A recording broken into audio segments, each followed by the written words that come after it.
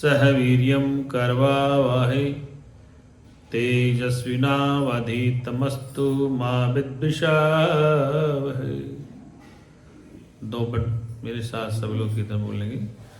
जय सतगुरु दीन दयाल हरे, जय सतगुरु दीन दयाल हरे। जिनने भव सागर पार करे, जिनने भव सागर पार करे।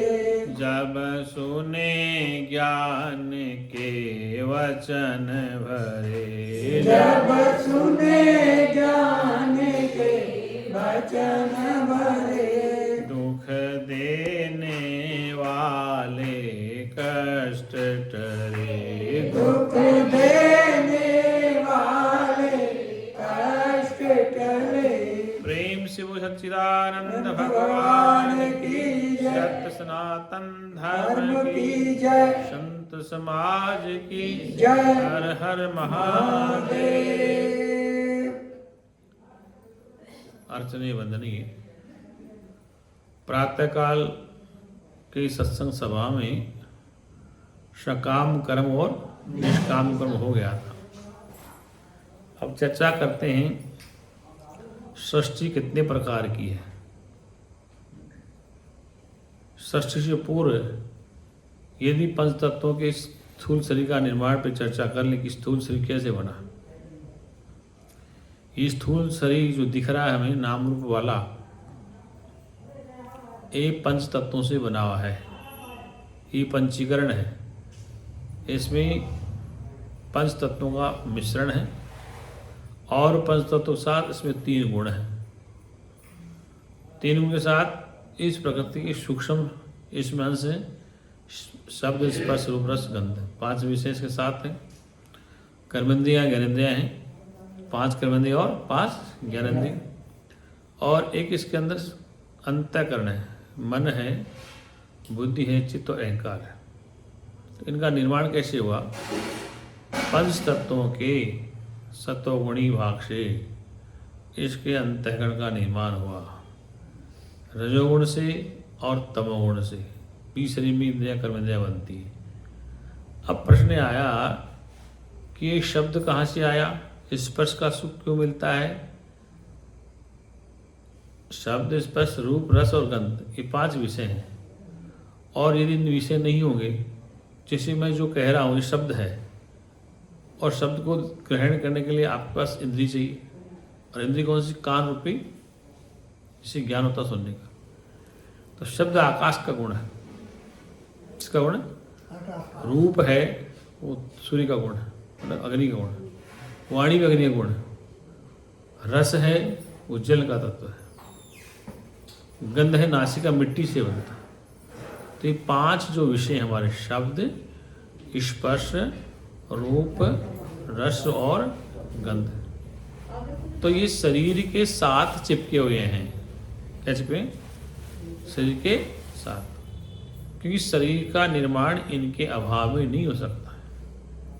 महाराज ने अपनी पुस्तक में बहुत कुछ अच्छा लिखा।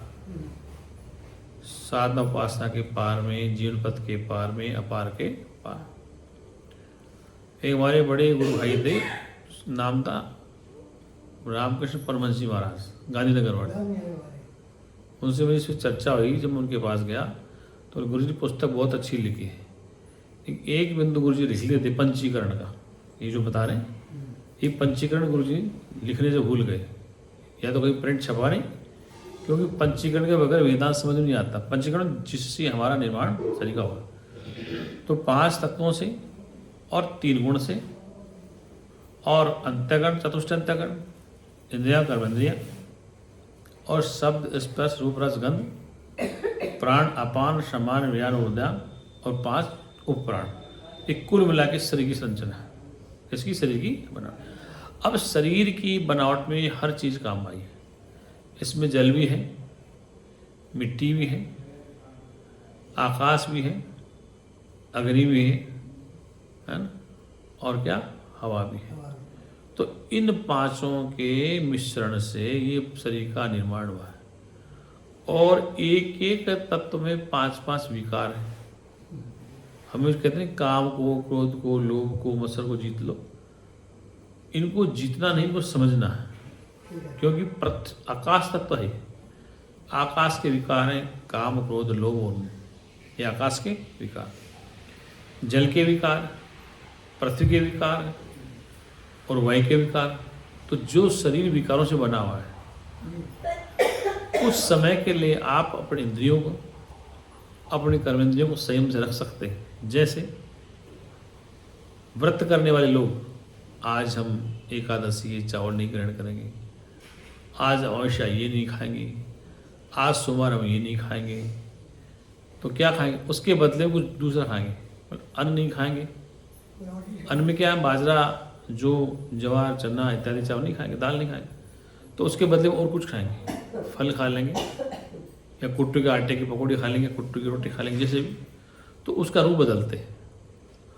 और कुट्टू के आटे की रोटी खाने से और फल खाने से परमात्मा को कोई लेन देन नहीं, और रोटी खाने से भगवान को लेन देन।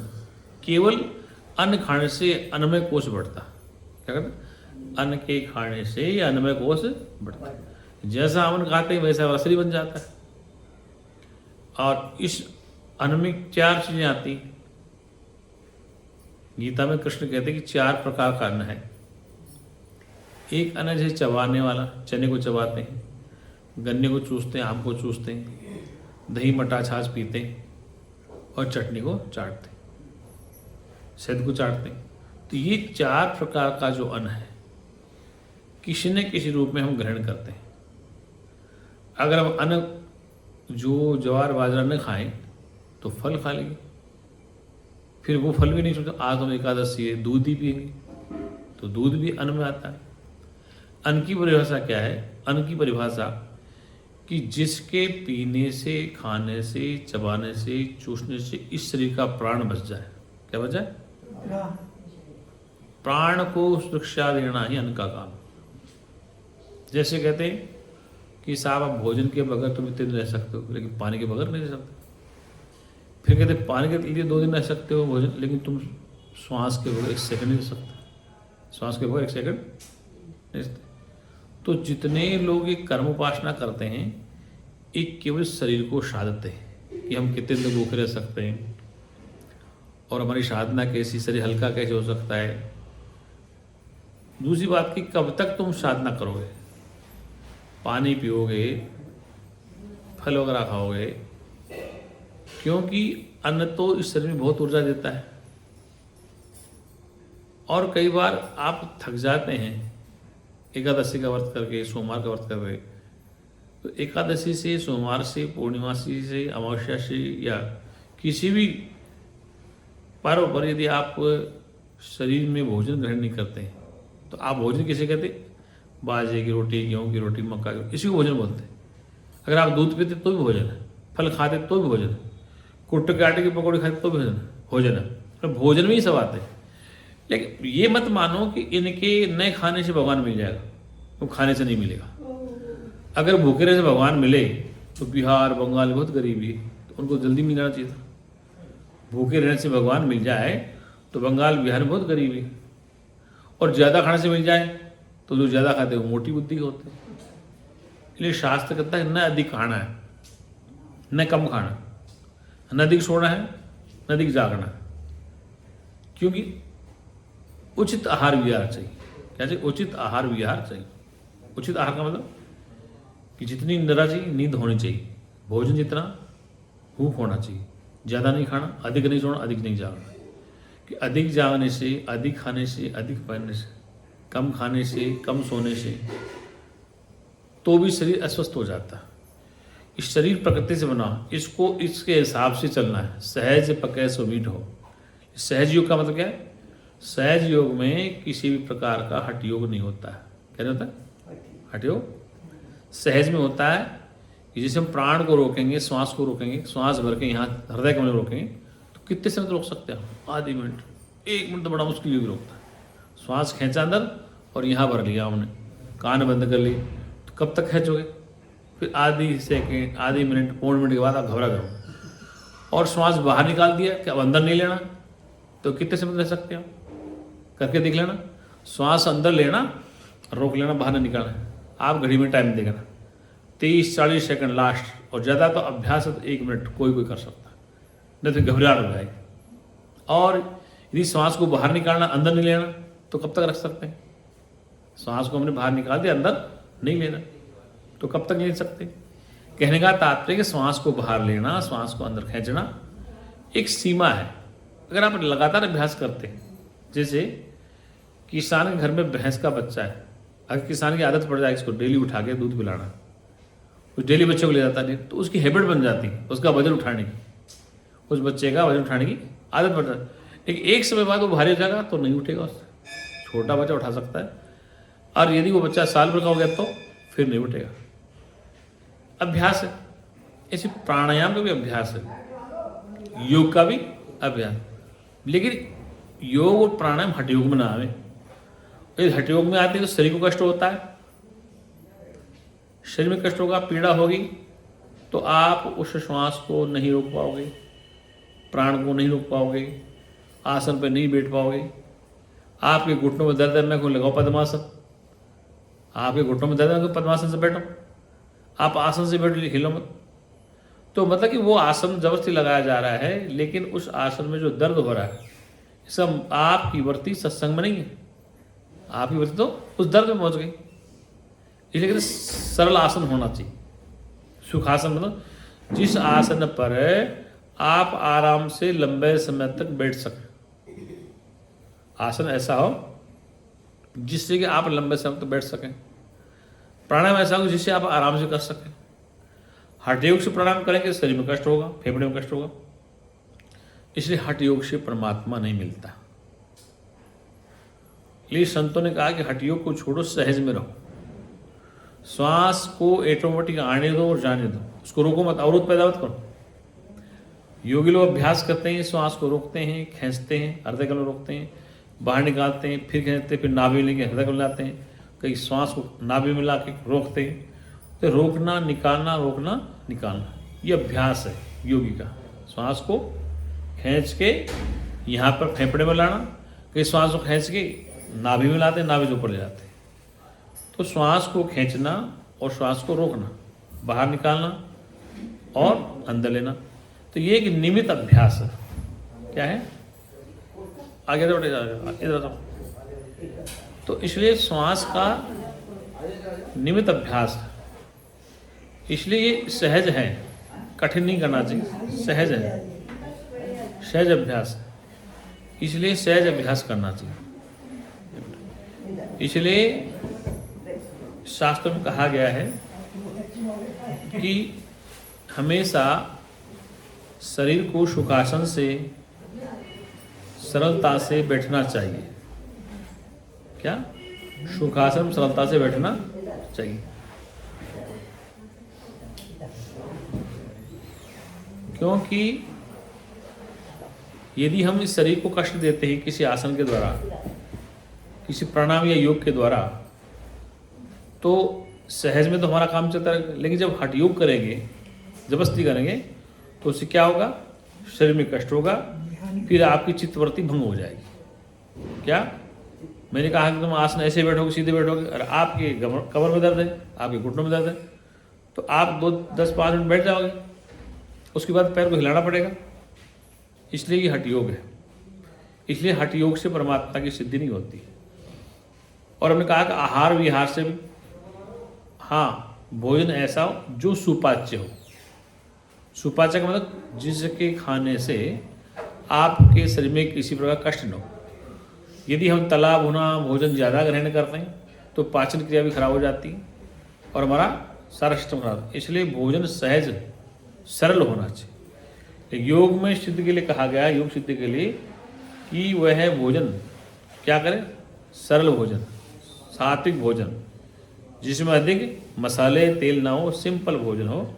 तो उसमें क्या होता है कि आदमी का भोजन का पाचन क्रिया सही रहती है।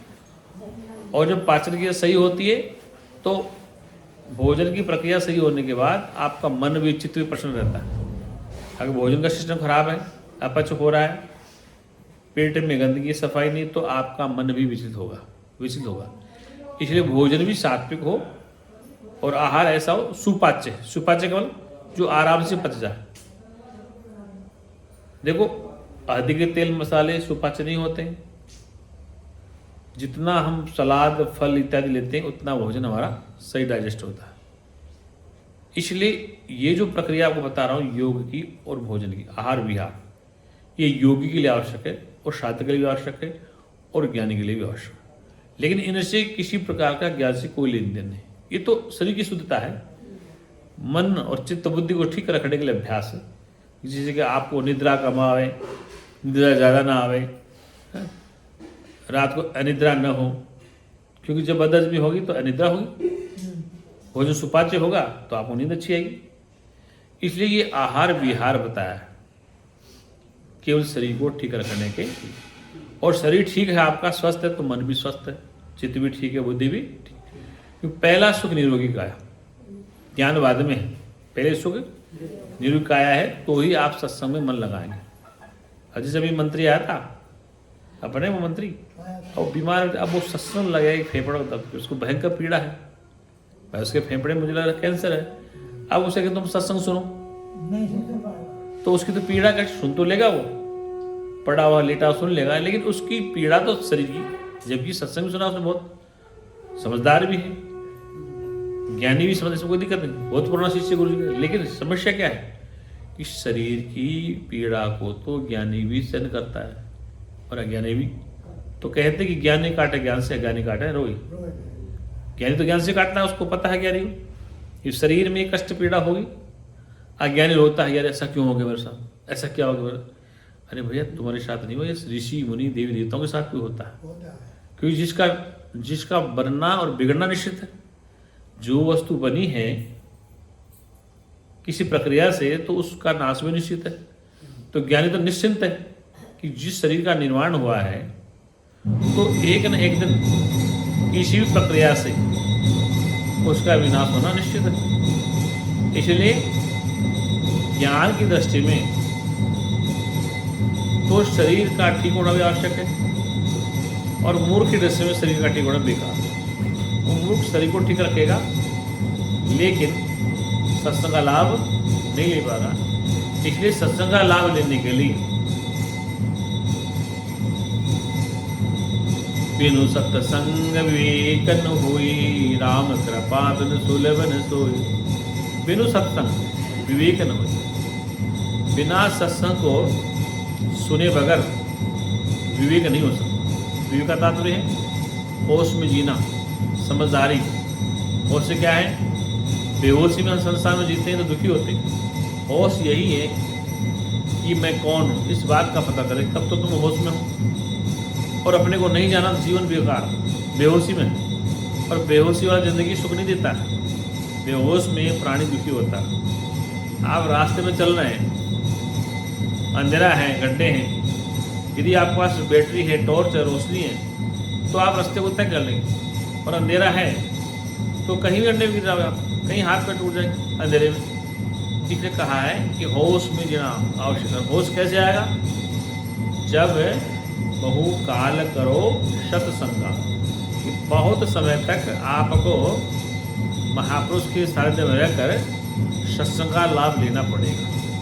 और सत्संग बिना सुने इस संसार के दुखों की निवृत्ति नहीं हो सकती, परमात्मा की प्राप्ति नहीं हो सकती। इसलिए सत्संग कौन सा सुने, कैसा सुने, सत्संग कैसा सुने, कौन सा सुने, किसके सुनने से क्या होगा। कि गुरुओं की तो लाइन लगी दुनिया में, बाढ़ आ रही, किस गुरु को स्वीकार करें, किस गुरु के पास जाए, क्या सुने। जिसके सुनने से हमारे दुखों की निवृत्ति हो जाए, जिसके सुनने से हमारे दुख की निवृत्ति हो जाए। अरे भाई आपको बुखार है तो बुखार के डॉक्टर के पास जाएंगे तो दवा देगा, ठीक हो जाएगा। और यदि हार्ट टूट गया तो हड्डी के डॉक्टर के पास जाना पड़ेगा। और आँख खराब होगी तो आई स्पेशलिस्ट जाना पड़ेगा। पेट और पेट के बाद दिमाग बढ़ गया न्यूरो को डॉक्टर। तो अलग अलग पार्ट है शरीर के, जितने पार्ट हैं वैसे डॉक्टर। ऐसे ही भक्ति मार्ग है, ज्ञान मार्ग है, कर्म मार्ग। भक्ति वैराग्य तो कर्म मार्ग से या फिर ज्ञान मार्ग में आता है। कई बार व्यक्ति सीधा ज्ञान मार्ग में आ जाता है, कई बार व्यक्ति सीधा ही ज्ञान मार्ग में आ जाता है। अब प्रश्न आता है कि जिसने पूर्व जन्म में शुभ कर्म किए या इस जन्म में करे, कर्मों के बाद शुद्ध अंतःकरण हुआ और शुद्ध अंतःकरण में वो ब्रह्म ज्ञान ठहरता है। कई लोग कहते हैं हमने कभी पूजा पाठ किया नहीं, हमें तो बात समझ में आती। ये बात ऐसे समझ में आती कि आपने इस जन्म में नहीं किया, इससे पूर्व आपने कुछ किया तब तो बात समझ में आ रही है, वरना आ ही नहीं सकती। शास्त्र कहता है या तो आपने पूर्व जन्म में शुभ कर्म किए थे, कर्म कांड कर लिया था जिससे सत्संग समझ में आ रहा, या इस जन्म में करके आप थक चुके तो समझ में आ रहा। दोनों में एक कारण। कई लोग कहते हैं महाराज आज तक हम कोई मंदिर नहीं गई, अगरबत्ती नहीं लगाई, पूजा पाठ नहीं गई, हमें हनुमान चालीसा याद नहीं, शिव चालीसा याद नहीं, दुर्गा सप्तशती याद नहीं, लेकिन आपकी बात समझ में आती। कई लोग रात दिन पूजा पाठ करते हैं, मंदिर में घंटी लाते हैं नवरात्रा में, एकादशी पे, लेकिन उनकी बात समझ में नहीं आती। इसका मतलब क्या, पूजा पाठ तो वो भी करते, कर्मकांड करते हैं, लेकिन उनकी बुद्धि इतनी विकसित नहीं है जो बात को समझ ले। और जो पूजा पाठ नहीं कर रहा है उसकी बुद्धि फुल खुली हुई है, तो उस विषय को वो समझ जाता और समझ करके अपने संसार में बोल लेता है। बोल सच्चिदानंद भगवान की। जय जय। तो आइए, प्रसंग चल रहा था पंचभौतिक तत्वों का बना शरीर। इसमें पंचभौतिक तत्व में 5 चीजें हैं, 3 गुण हैं और 25 प्रकृति है। 5 5 25 और 3 28। मन बुद्धि चित्त अहंकार 32। क्या होगी? काम क्रोध लोभ मोह 36 38 प्रकार की प्रकृति है। और इसको साथ लिए घूम रहे हो। ये संत सारे कह रहे, इधर आधा मत चलाएंगे, सारे संत क्या कह रहे? लोभ को जीतो, काम को जीतो, क्रोध को जीतो, ममता को जीतो, सबको जीत लो। जीत क्या करें? तलवार खुलाड़े ले और वो काट काट फेंक दे, लोभ को, क्रोध को, मोह को काट काट। इसलिए हाँ, इनको जीता नहीं जा सकता है, क्योंकि जीतने का मतलब क्या होता है? होश में जीना, ये रास्ता है। ऐसा कोई देवी देवता बताओ जिसने कभी क्रोध युद्ध नहीं किया हो, ऐसा कोई ऋषि मुनि जिसको क्रोध ना आया हो? सभी बड़े। इसका मतलब भगवान महादेव की कितनी संतानें थी? कार्तिक गणेश जी लड़के बताते। तो भगवान महादेव के कार्तिक गणेश थे, 2 पुत्र थे और कन्या में थे। और ब्रह्मा जी के और विष्णु जी के, कृष्ण जी के, राम जी के। सभी। प्रश्न ये आता है कि अगर इन्होंने काम को जीत लिया तो संतानें कैसे बढ़े इन्होंने? और क्रोध को जीत लिया था तो युद्ध कैसे लड़े? युद्ध को कैसे लड़े? बिना क्रोध के युद्ध नहीं कर सकते आप। बिना क्रोध के युद्ध नहीं कर सकते। क्रोध आएगा तभी लड़ेंगे आप। और आप शांत बैठे हैं, दूसरा ही आपको मारने के लिए आएगा, तो आप कब तक सहन करेंगे? कभी तो आपका तत्वों का विकार आ ही जाएगा सामने, कब तक सुनेंगे आप? बिल्कुल। हमारे एक प्रोफेसर थे जो हिस्ट्री पढ़ाते थे। वो कहते थे जब कॉलेज में आते थे, ये बच्चे लोगों को सुनो, एक क्रोध बड़ा समझदार है। मैं कहा सर कैसे? बोले कमजोर पे नालायक जल्दी आता है और तगड़ा होता तो आता ही नहीं।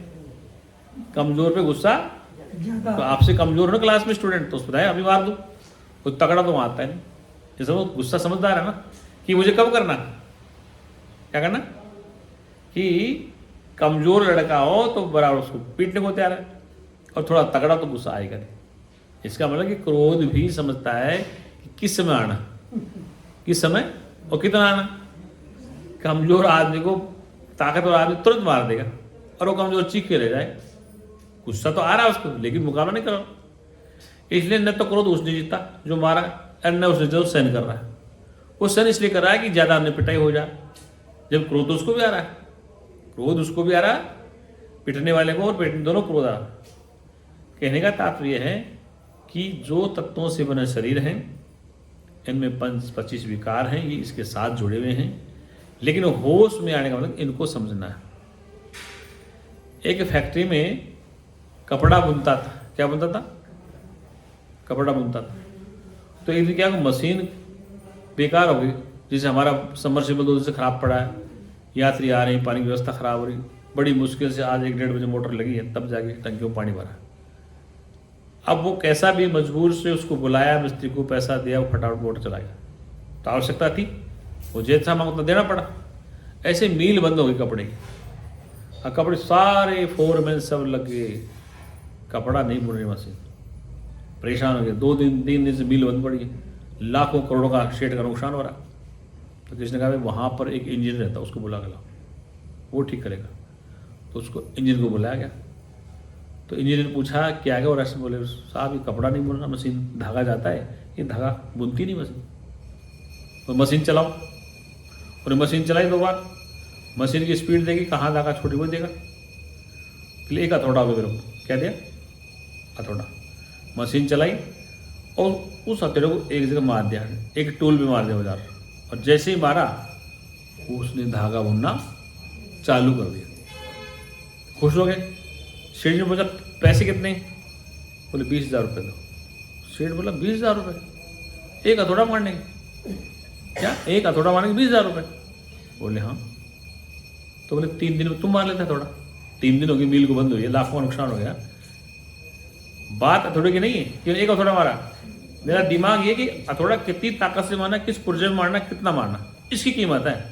टेक्नोलॉजी यही तो है, तकनीक ये कि मुझे किस पुर्जे को कितनी जोर से मारना, अगर ज़्यादा मारता टूट जाता, कम मारता काम नहीं होता। इसलिए वो मेरा दिमाग है। इसलिए 20,000 रुपये मैं अपने माइंड के ले रहा हूँ, हथौड़े के ले रहा हूँ। जैसे इंजीनियर आ जाते हैं, कंप्यूटर ठीक करने आता है, सॉफ्टवेयर इंजीनियर आता है, तो वो दिमाग का पैसा लेता है। अब भाई तो 10 मिनट में ठीक कर गया। अरे भाई उसकी मेहनत देखो, कितनी मेहनत की उसने, तब जाकर ठीक करने लायक हुआ है। सॉफ्टवेयर इंजीनियर बनने में आसानी थोड़ी, ऐसे उसने इस चीज़ को। तो ठीक इसी प्रकार से किस समय जैसे उस इंजीनियर ने मशीन पर हथौड़ा मारा, कितना मारा, किस जगह मारा, कितनी ताकत से मारा, क्या और कितने समय के लिए मारा, वो मेन चीज़ है। ऐसे क्रोध कब करना, किस समय करना, कितनी मात्रा में करना, ये तो आपके हाथ में। क्रोध कब करना, कितने समय करना, कितनी मात्रा में करना, ये आपके हाथ में। और क्रोध अत्यधिक हो गया तो उसमें नुकसान सामने भी है, आपका भी है। इसका मतलब ये नहीं होता। एक महाराज थे, जंगल में रहते थे, आश्रम बना करके, तो उनके पास में एक सर्प रहता था, काला सर्प। अब वहाँ रात्रि को यात्री आवे तो कहीं काट लिया, तो यात्री मरने लगे। महाराज की बदनामी की, यार इन्होंने सांप पाल रखा है और ये यात्री खा जाता है। और उनका महाराज ये तो बहुत बड़ी आफत है, ये तो हर यात्री को खाता है, आपके पास में रहता है। तो महाराज ने अच्छा, तो उससे कहा महाराज मैं सुन मेरी बात सुन, आज के बाद किसी यात्री को तू नहीं काटेगा, तू काटता है मेरी बदनामी होती। बोले ठीक है महाराज, मैं नहीं काटूंगा। अब वो कई दिन तक शांत रहा, यात्री खुश हो गया, बिल्कुल महाराज जादू कर दे सांप पे, तो कुछ काटता नहीं, वो शांत हो गया। अब कुछ समय बाद एक बच्चों की स्कूल की छुट्टी, गर्मी का समय था, थोड़ी बारिश आ रही, वो गर्मी बारिश से बाहर आ गया सांप। स्कूल के बच्चों ने उठा के पत्थर मारना चालू कर दिया, क्या करते, और लहू लुहान हो गया। उधर से महात्मा जी बोले ये क्या कर लिया? बोले महाराज आपने तो कहा था काटना मत, और मैंने काटा नहीं, वो मुझे मारते रहे, मैं लहू लुहान हो गया। अरे बोले पागल, काटने के लिए मना किया था, अगर थोड़ा सा फूकार मार ऐसा करके तो तेरी जान बच जाती। अगर तू खड़ा करे ऐसे मार देना फूक तो तेरी जान बच जाती, पत्थर नहीं खाता। इसलिए कभी कभी फुकार मार देनी चाहिए, नहीं तो फिर लोग खा जाएंगे दुनिया वाले। याद है, इतना सीधा भी ठीक नहीं है कि वो लहू लुहानी करने मार मार के।